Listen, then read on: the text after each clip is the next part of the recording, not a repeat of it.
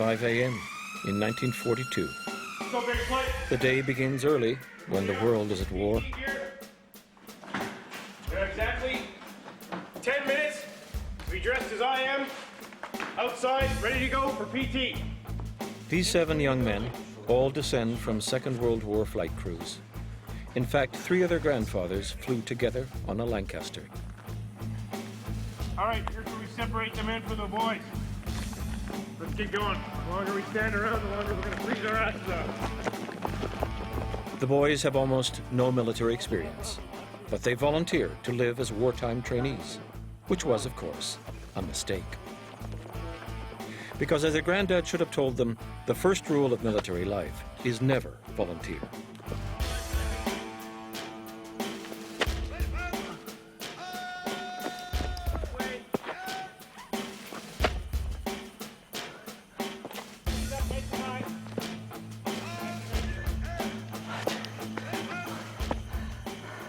I'm living in hell, and I'm ready to go home. I miss my girlfriend. I love her to death, and I miss her, and I'm thinking about her every other second. And I'm really ready to just get this done and get out of here. It's so hard just getting like 3 or 4 hours sleep a night, and then like waking up at like 5:30 and then just doing sort of physical training in the morning. It's just like, it's just the worst possible start to a day you can possibly imagine. Yeah, the mornings are pretty long. They're just, it's just so hard. You have another 10 minutes before you have to be dressed, have everything organized so that you're ready for the inspection. Move. Between 1939 and 1944, almost 200,000 young men came to aircrew camps like this. The days were long, the training tough and unforgiving. It had to be. The air war was cold, brutal, and merciless. Death by flak, death by fighter, death by collision. If these 7 recruits really had gone to war, 3 would have died in combat, 1 would have been injured, 1 would have become a POW, and only 2 would have come home safely.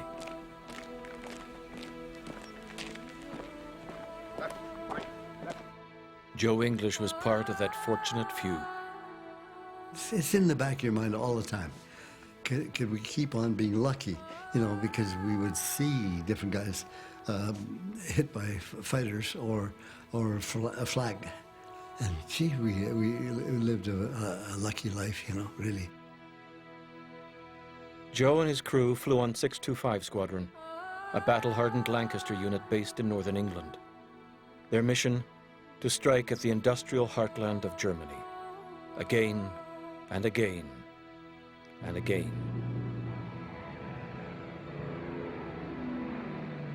The goal was to convince the Germans that we owned the skies and that we could more or less do damage to them at will, wherever we wanted. It was an exercise in, I don't know, applied psychology. We do enough of this and we'll shorten the war.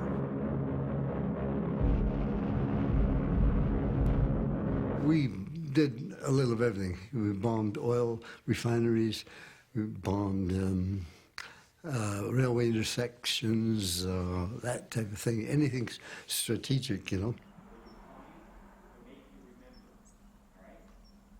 Right, did you all have an opportunity to study your aircraft recognition last night? Yes, sir. What we're going to do this morning is we're going to conduct a very thorough review of aircraft recognition, followed by your aircraft recognition test. Harper, you seem to be the most switched on here on aircraft recognition. Did you spend any time with your mates to teach them this stuff last night? Yes, sir, I did. Which aircraft is this? The bottom one. Messerschmitt 110. Very good. 3 out of every 4 aircrew recruits were destined for Bomber Command. Much of their fate would lie in the hands of one man, Arthur Harris, known to his crews as Butch, short for Butcher. History looks on Arthur Harris with 2 sets of glasses. There are those who still believe that he was a butcher of the enemy. There are some who believe that he was a butcher of his own air crew.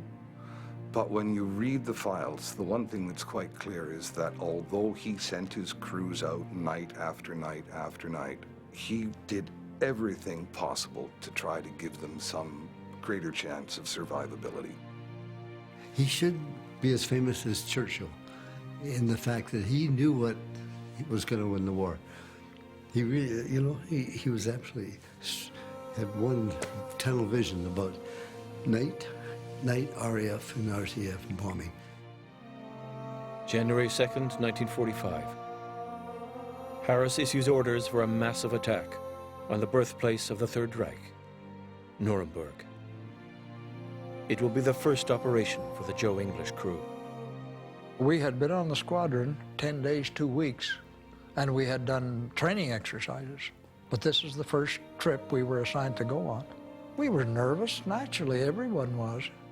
Even the guys that had done 20 trips were nervous.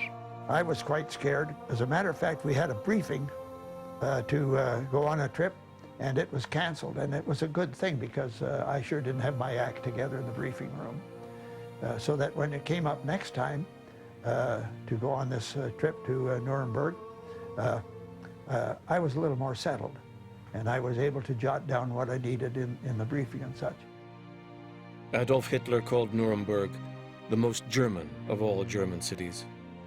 Just a few months earlier, it had been the site of Bomber Command's biggest disaster, when 96 aircraft were lost.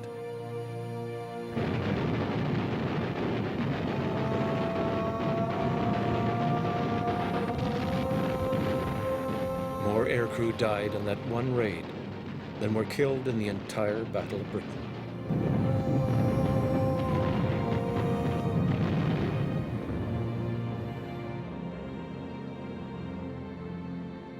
Nuremberg was one of the hearts of Nazism.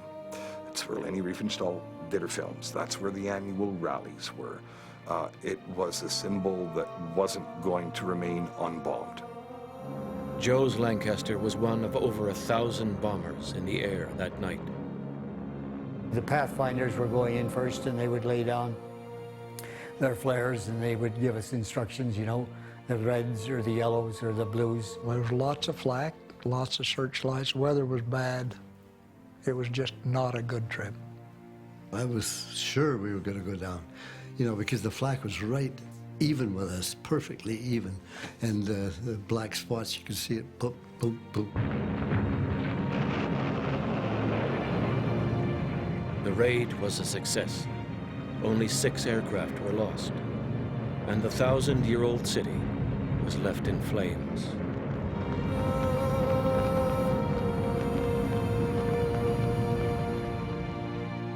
Joe and his crew returned safely, but their first taste of war had left its mark. Yeah, I thought of all those people down there, you know, whether they're in homes or garages or underground or whatever. I just thought, those poor people, and here we are dropping these bombs on them. Yeah. The taking of lives did not come easily to the Joe English crew, who were little more than teenage boys when they were sent to kill. But the training they'd received in classrooms like this steeled them for the task at hand. Bomber Harris believed his crews could win the war, and he had an endless supply of young recruits, eager to prove him right. Yeah, you're partly right. You got the first 3 letters right. Eyes front 1. At 8. 1. It's done sharply, crisply, and with lots of energy. Right. Military instructors were either respected or feared by recruits. What? Attention! Get it up there! Get it up there! That was Warrant Officer Roger Noak falls in the second category. As a serving member of a Canadian regiment, he's determined to make sure Baker Flight measures up. Until they prove their worth, they are semi-persons. They are not full persons until they prove that they are worthy to be amongst our ranks. Squad 1! 1! Gottfried, wake up. Your hand is way too high. It's up here. Chris Gottfried has become Roger's whipping boy. 1, 2. He can march, he can salute, but Chris can't seem to do both at the same time.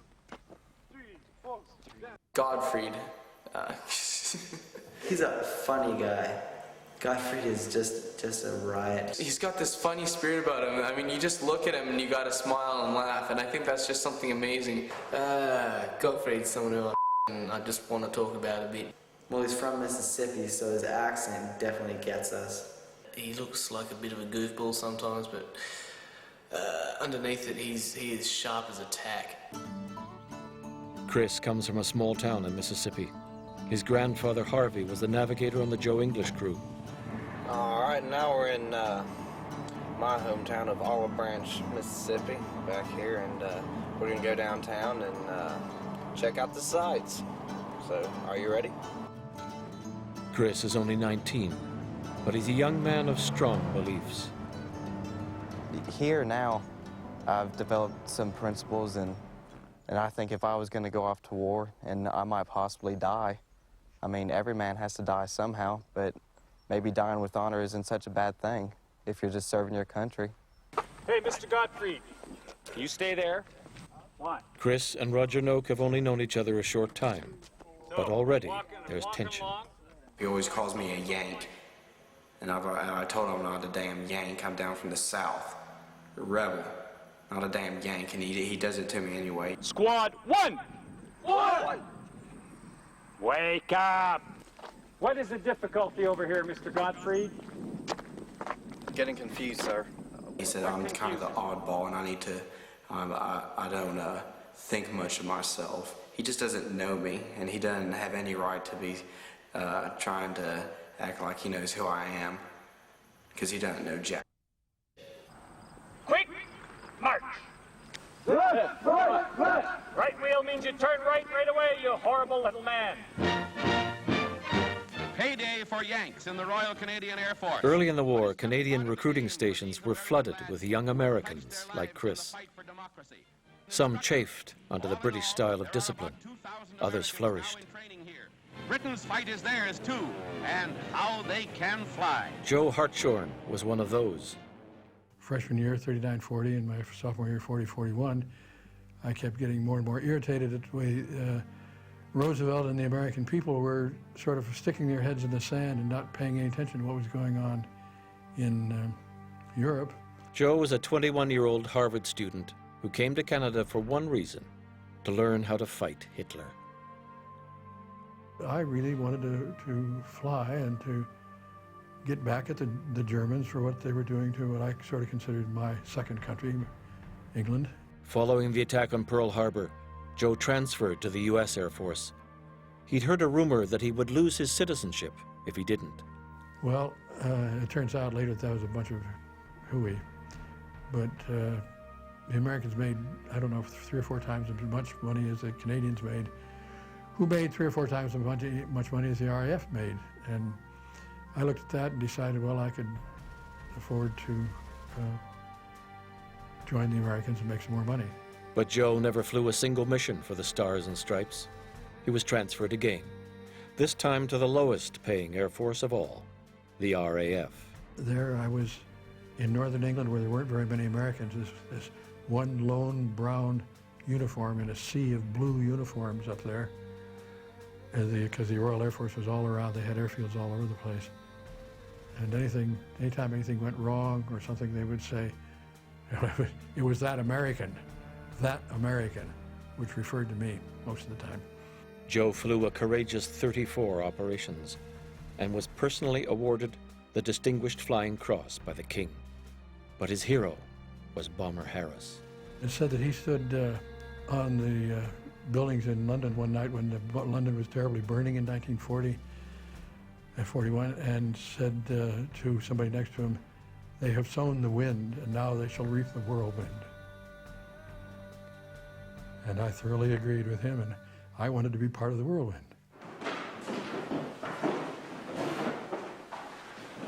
Right. In this period, we will be covering bomb aiming. But before we can actually get into the whole situation, we must first be able to do basic mathematics. Gottfried, get up here. Solve this problem for us. The rest of you, solve it on paper. The air war was a technical war, and math skills were highly regarded. Recruits who couldn't do high school math were out. Okay. Stand beside the equation there, Gottfried, so everybody can see what you've done. Okay, who else has the answer? Hillman, what's your answer? 1230.32, sir. Exactly what Gottfried has. Harper, what's your answer?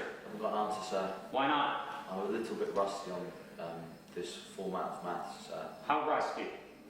As rusty can be, sir. Gottfried and Hillman and Stevenson all have the same answer. They can do basic mathematics.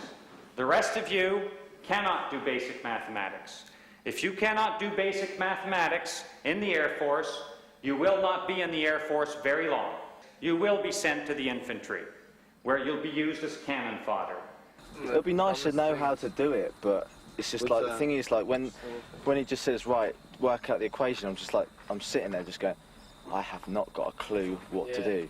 Military training is all about the pecking order. Squad 1! And Martin Harper is on the bottom rung. Don't move. Good. You okay there, Harper? Fine, sir. Why are your hands shaking again? Martin dropped out of school to become a musician. His rock and roll lifestyle has not impressed Roger Noak. Harper! Sit down. Remove your headdress. You can put your headdress on my desk. My assessment of you, you're a very smart young man. You can be anything you want to be in life. But we do have to work on making your body go right when it's supposed to go right and left when it's supposed to go left. Martin has been fighting his body since the moment he arrived. The physical demands have been relentless, and after a few days of training, Martin's body simply gave out. Harper, you know this? Come on outside.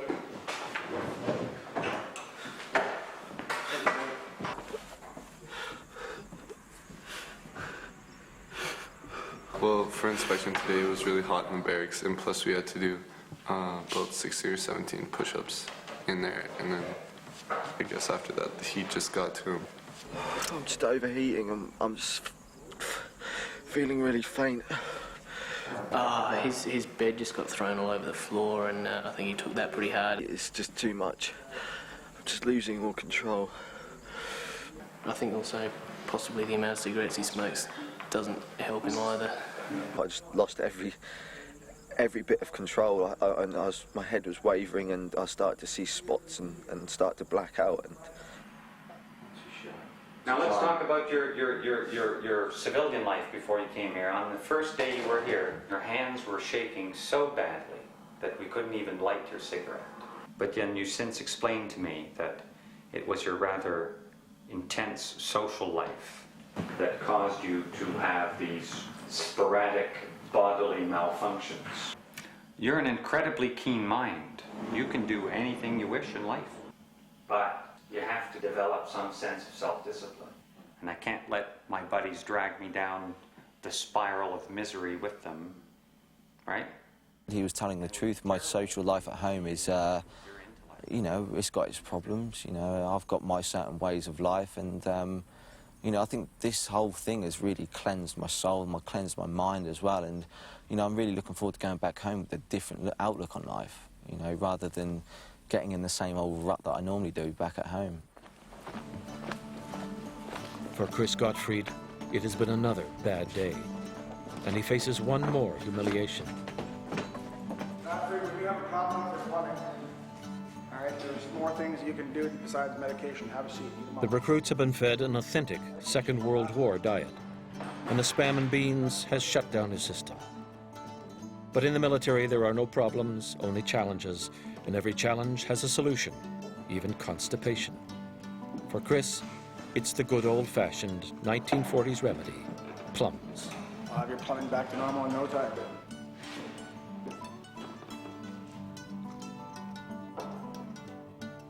It's gonna turn into a damn plum. All done.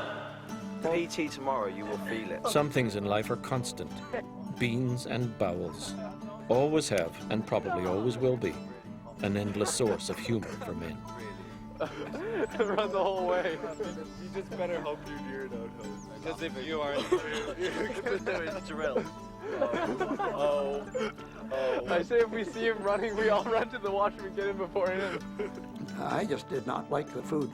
The cabbage they had, well, like it had been boiled for 3 days. And I sure didn't think much of that. Prune juice. My favorite. Would you like me to chug them, Sergeant?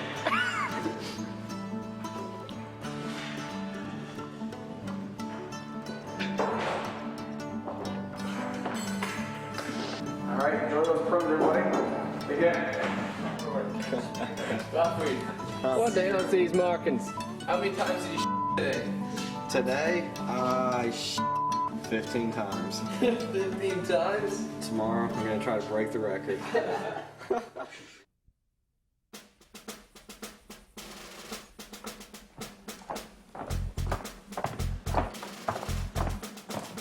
All right, as you can see, what we're going to cover in this period is the Lee Enfield 303 Mark III rifle. Unlike their grandfathers, few of the recruits have ever handled a gun. Today, this will change. The weapon of choice, an original Second World War Lee Enfield 303. 10 pounds of wood and steel, accurate within a mile. Sid Stevenson can shoot. He's a 17-year-old Manitoba farm boy with an openness that belies the cynicism of his generation. Like, they were giving up their lives for us and what they believed in. Like, that's pretty amazing to, like, it's actually your life. You're giving up your life for something you believe in. Like, that's pretty big. Every morning I have to go out and feed my horses because around this time of year it gets pretty cold. My cousin, my sister, and myself come down to Surrey for voice lessons.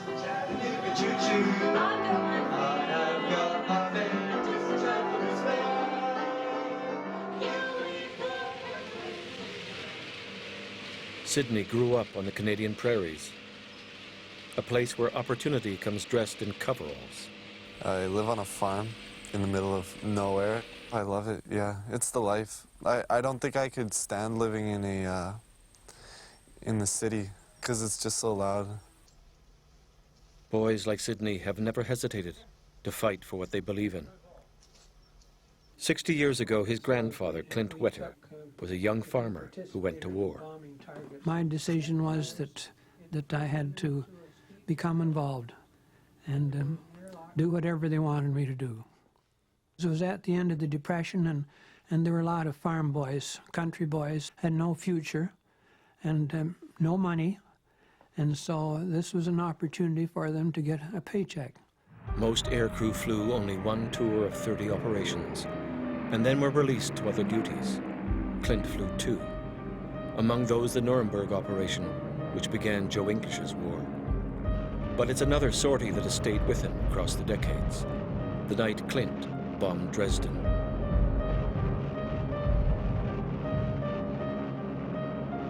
On his second tour, Clint was a pathfinder marking targets for the bomber stream above him. At the time, we thought, great, we had a successful raid. And I think about that and I said, gee, I was a major part of that.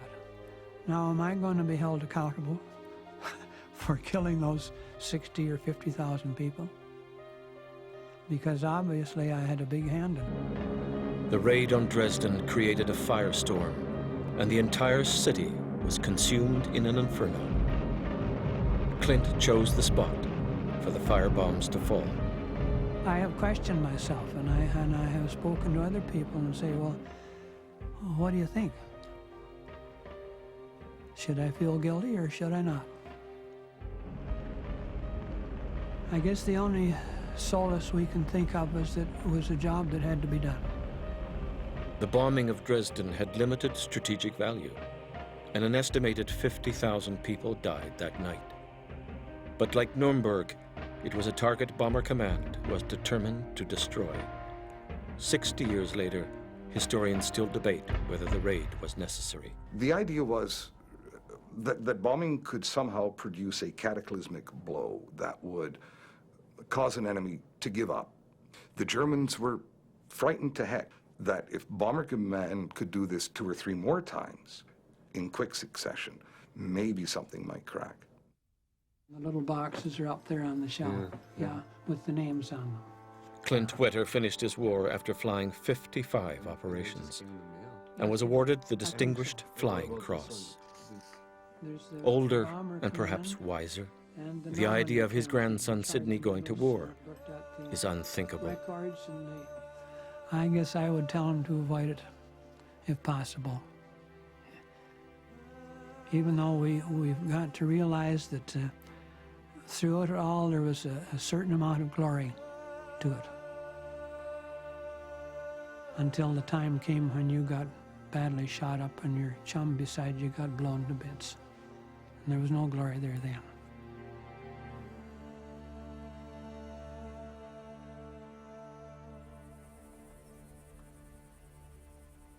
Okay, guys, what we're going to practice this afternoon in the hangar is we're going to practice our bomb aiming. So we'll have a bombardier, we'll have a navigator, and we'll have a pilot. The navigator will Bomber have 2 Command jobs. thought attacks on German First cities job would you'll end have the war. is he'll be walking Recruits were inside taught the principles of aerial bombing frame early in their right training. here. So he'll say, right 10 degrees, left 20 degrees, okay, straighten it up now, hold the heading. Right in the middle of Peterborough here is a great big square building. It's the most The instructors have created a basic bombing drill for Baker flight to practice, the sort of thing wartime recruits often did. The time of the fall at 10,000 is 24.92. 24.2? 92. The speed is 40. It will be 27.3 seconds. 27.3 seconds. Is it Petersburg? That little town? Peterborough. Peterborough. Goddamn Westerners. Peterborough.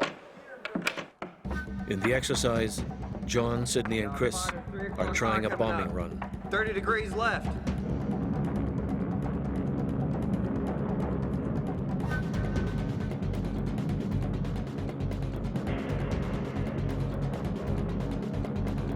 He's gone.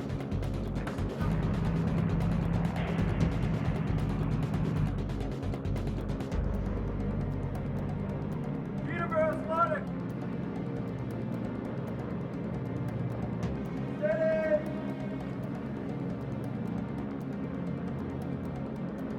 Bombs away!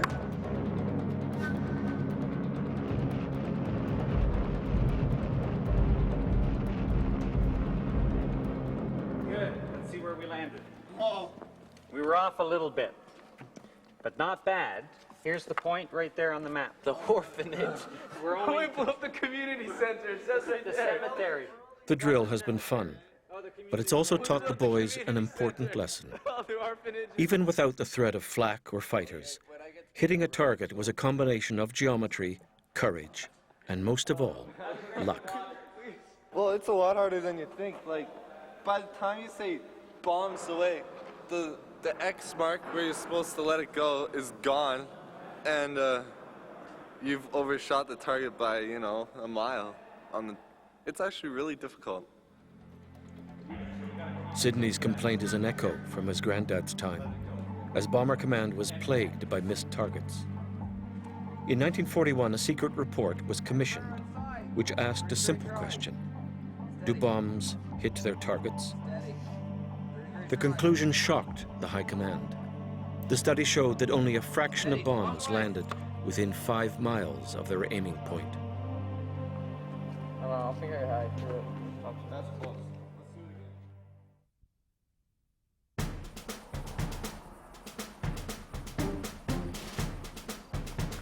For John Lowe, Daniel Crowe, and Mathew English, it has been a bad day, which is about to get worse.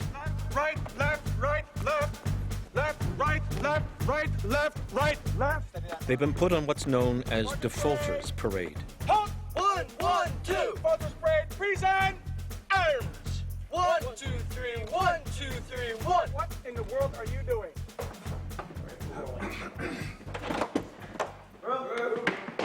Their troubles began early. Morning inspection and Warrant Officer Noak is in a foul mood. Sergeant Williams and Flight Sergeant Finley have informed me that you should be ready for my inspection and you should be able to meet my standard. If you do not meet my expectations, you will be handed out remedial training in the form of guard duty at the gate. So I hope you're up to snuff. Why does it look like somebody slit your throat? What's this crap on your collar? This white stuff on your collar? Shaving foam, sir. Why is that there? Is that part of your uniform? No, sir. The king does not issue uniforms with dried shaving cream on them. The other two, during our inspection this morning, the warrant officer wasn't too impressed with them. Mr. Lowe, how are you doing this morning? Fine, sir. Lowe got in trouble for not having a clean enough shave. You shaved this morning, Mr. Lowe? Yes, sir, just now, sir. Well, tomorrow morning you'll step closer to the razor when you shave. Yes, sir. Crowe's bed, he got in trouble actually for his sheets. You could sort of see it through it, and I think it was a pretty ridiculous reason for getting his bed thrown apart all over the room. Good Lord. Turn around, look at your bed. Big dents, big rolls, big creases everywhere. What the hell were you doing with this thing? Full-time management, sir. Very good. You'll do better tomorrow.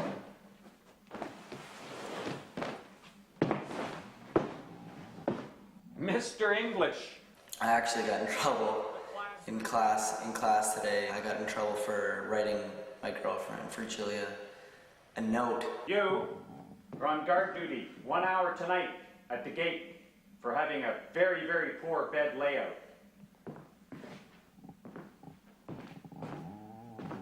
You're on guard duty for not shaving properly. 1 hour. You have 10 minutes to clean up this bloody mess, and I want to see you out on the road in front of our classroom in 10 minutes. Move! On the ground, BCATB discipline was tough. In the air, it saved lives. Joe English was known as a disciplined pilot. If somebody told him to move left, he didn't ask why, he moved. And I know that some guys would complain that they would tell the pilot something and the pilot would say, "What's wrong?" You know, or why do we do that? That's no good. New crews like Joe's were called sprogs, and their death rate was especially high. Almost half of all sprog crews were lost before their 10th operation.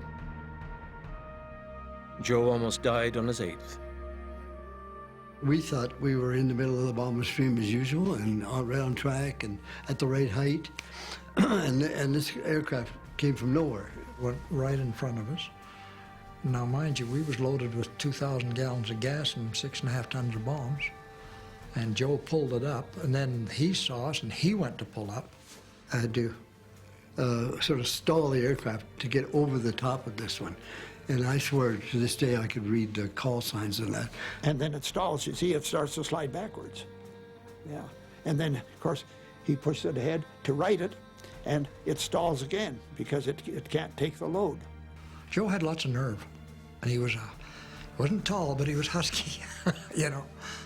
Advance left, turn. 1, 2, 3, 1. Defaulters parades were common sights at training camps, as recruits were taught to expect the unexpected and prepare for the worst. Squad 3, 3. About, turn. 1, 2, 3, 1. About, turn. 1, 2, 3, 1. Slope, arms. 1, 2, 3, 1, 2, 3, 1. Don't move your head around the rifle. Move the rifle around your head. Prison, arms. 1, 2, 3, 1, 2, 3, 1. Extend your arms. All the way out. Keep it steady. Stone face. I had a pinched nerve in my hand at one point. So, yeah, that hurt a lot. But, I know why I had it coming, so make sure I don't write letters in class.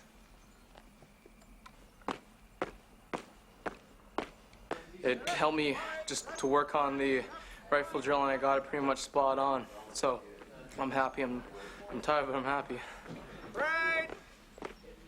Halt. 1, 1, 2. 2, 3, 4, 5. What are you two looking at? 6, 7, 8, 9, 10. 1, 11, 2, 12, 1, 4, 2, 5, 3, English, 6, stop. 5, 7, 6, 7, 8, 8, 9, 10, 10, 11, Crowe, stop. 1 12, for the king. 13, 13, 14, the king, 15, 16. Lowe, stop. 1 for the king. the king. Recover. Don't call me sir again. Sergeant. You're all puffy. Not too bad. John Lowe is a high school student from British Columbia. His granddad was a war hero. This is my church over here. It's Sunday morning, and again, I'm late like always. We're just gonna, I'm just gonna show you my church and some of my friends that I hang out with and stuff. And well, it's Sunday, so it's a beautiful day, and yeah, I'll see you later. Like many teenagers, John dreams of being in a band with his buddies.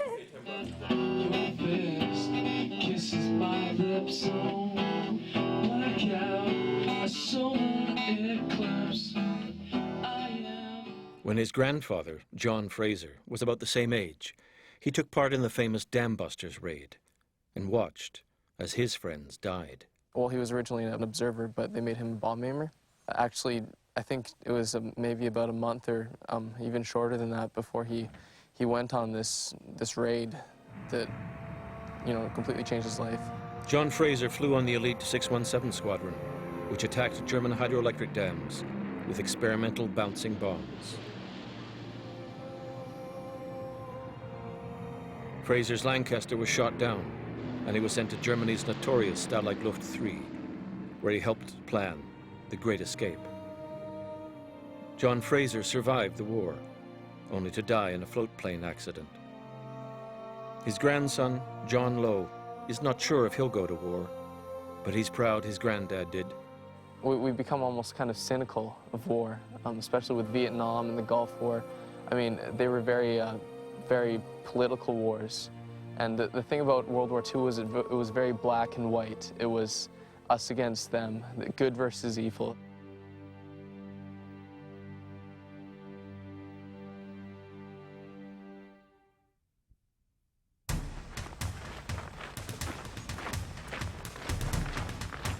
Oh, 700 hours. An early morning Baker flight has actually been looking forward to. The recruits have marched to a local gun range where they'll get a chance to shoot their weapons. Each member of the flight has been given a Second World War Lee Enfield 303, famous for its kick. Most of these boys have never fired a rifle before. The Lee Enfield will be the first time they've heard the sounds of war. Grouping on the left target. 5 rounds only, on your own time. Fire.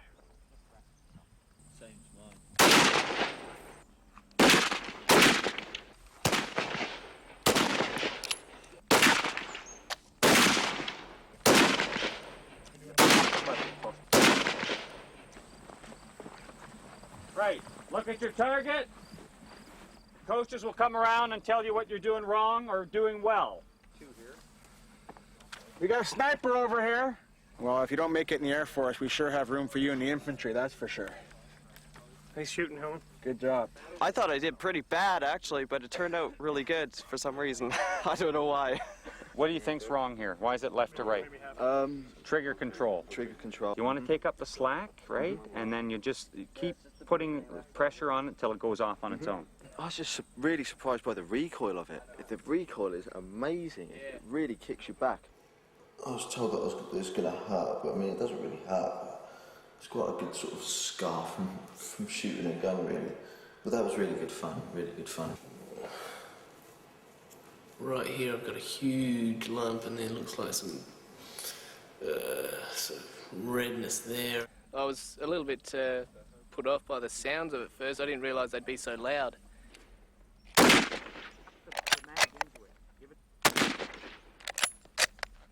You are a feather plucked from the wings of the angel of death, Gottfried. Look at that target. Outstanding.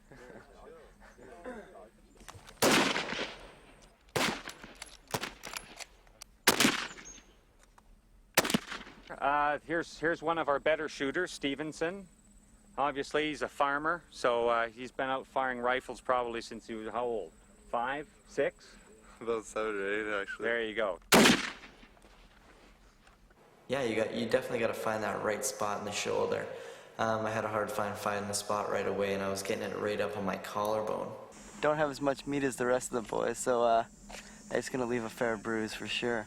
I think you guys will enjoy this a little bit. Hopefully you can get that in the light there.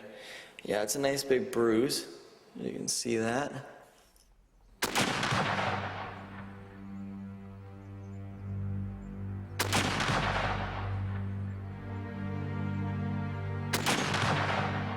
Wartime recruits were streamed into combat roles as the fortunes of war required. But no matter what rank or responsibility, everyone was taught how to shoot, and all crew carried sidearms.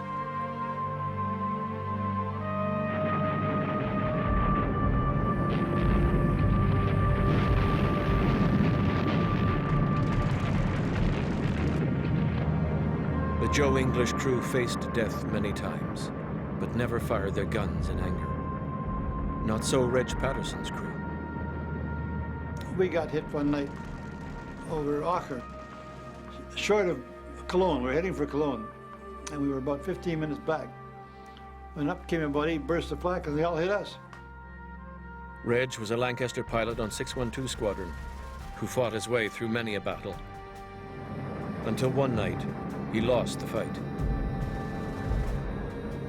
It was very heavy flak that day.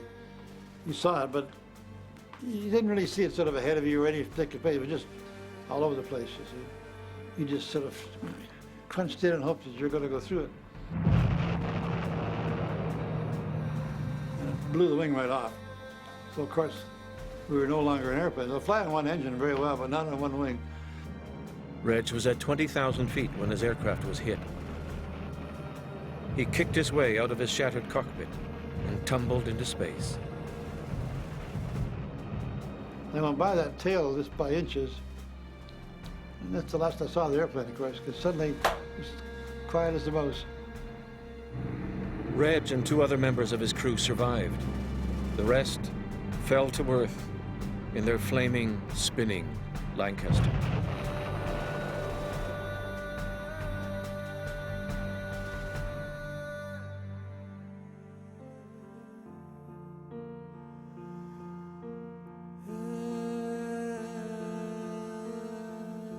I never think of these fellows as being old, dead guys. They're just, to me, in my mind, just exactly as they were the day we left, you know. Young and full of fun. Great guys.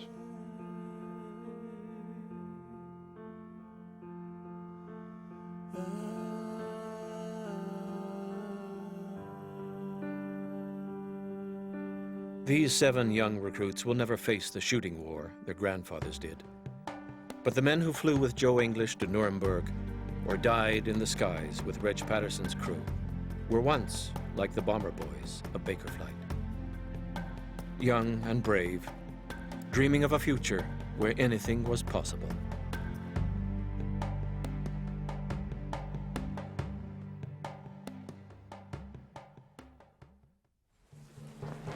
Next time on Bomber Boys, Baker Flight takes to the skies. Warrant Officer Roger Noak is not happy with the attitude of his rebel recruits and lays down the law. Everything was going exceedingly well up until now. You've kind of let the flight down a bit. And a surprise inspection brings laughter and tears.